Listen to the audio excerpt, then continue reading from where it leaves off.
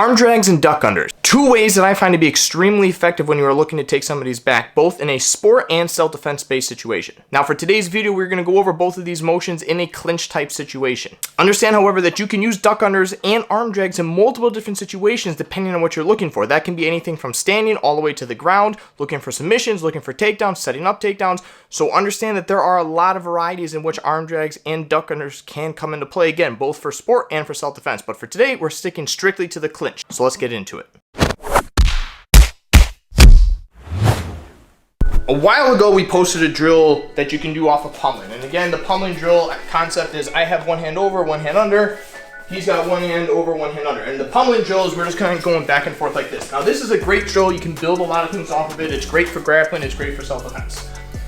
You can use that concept, and again, you can drill out what we're about to do through the pummeling drill, but then there's also applications to it. And what we're going to focus on is how can we get to the person's back through either an arm drag or through a duck under. Both are great, again, for both sport and for self-defense, especially if we're dealing with like weapon retention ideas.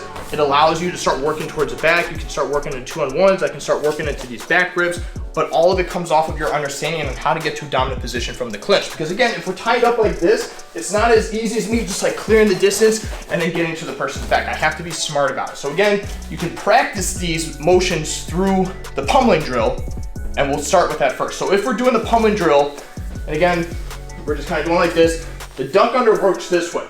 I have the underhook. He's going to be fighting to get this underhook back in. Now, I want to time it so that as he starts driving this hand in, I'm actually elevating my arm at the same time, and I'm going to do a quick duck and come underneath his arm and gable grip behind his back.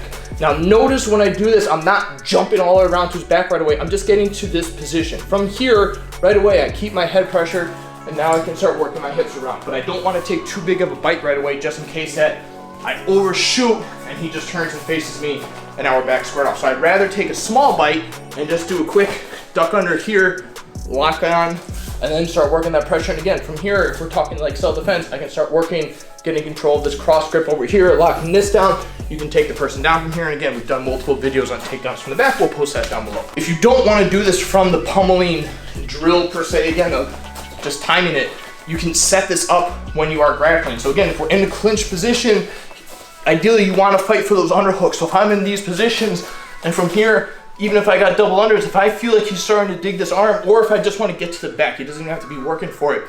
I want to pressure this arm up either by flailing my elbow or by just simply pressing his elbow above his head. But I can't just push and move it over my head, especially if he's bigger than me and I'm shorter than him, or vice versa. If I'm taller than him, I'm not gonna be able to lift his arm above. So I want to drop my weight at the same time. So again, if I flare my elbow, I'm also dropping my weight, and it's gonna be a quick two-way motion at the same time. He goes up, I come down, and then I pop back up again. Or vice versa, I push his arm up, and again, I drop, and I come right back up. And all I'm looking to do is just get behind the tricep, bite down with my head a little bit, and again, lock in on that grip, and right away, I start looking to climb around the body, and that's just a smooth transition to get to the back. One more time, we're fighting in here. When I feel the timing's right, just drop, get in here, and we tie up. And again, we'll post down below different takedowns. Now, option 2 from in here is utilizing the arm drag. Now again, arm drags per se, I can't necessarily do when we're in this tight of a situation. So if we are looking to do the arm drag, you have to create a little bit of space. I don't necessarily want to like jump out here and create a ton of space. So a lot of times, especially for me, I like to just switch to a collar tie. I'm just gonna hook behind the head, get a good pressure on the head a little bit, naturally start kind of stepping back. And the same side hand that I'm looking to arm drag, I'm going to start isolating the arm. So even if he's like grabbing me, I'm gonna start bringing my hand back to his wrist and start peeling that wrist off and just stronghold his arm here. Now again, he's gonna be fighting to get this arm free, which is fine. Now I'm gonna take my collar tie hand, come all the way across. Notice I'm still keeping my head pressure, grab behind the tricep, and as I pull it across my body, my hand now is looking to reach and just grab his back of his lats or his shoulder. Now again, I'm not swinging all the way around and getting to his back right away. I'm literally just doing a quick, I get to here, and then I can come up and tie the arm again. So we're taking baby steps. So again, we're in this tied up position, clear the space, get the collar tied a little bit, isolate an arm drag, and we lock it up from here. And then again, if I need to isolate that cross arm, I can. If I need to take him down, I can. I can just simply work to the back. I can buckle the knees. I can slip in chokes. So again, you have a variety of options. But the two ways that I prefer from the clinch or any sort of tied up position to get to the back is through the use of arm drags and the duck under. Both you can, again, rep out from the pummeling. So if you're looking to do a drill with this, just start with pummeling. Start with pummeling a little bit. Maybe we switch it to an arm drag, okay? And then we start again. We start pummeling, we're moving around, and whenever the timing's right, I just duck under, come back in, and we start again.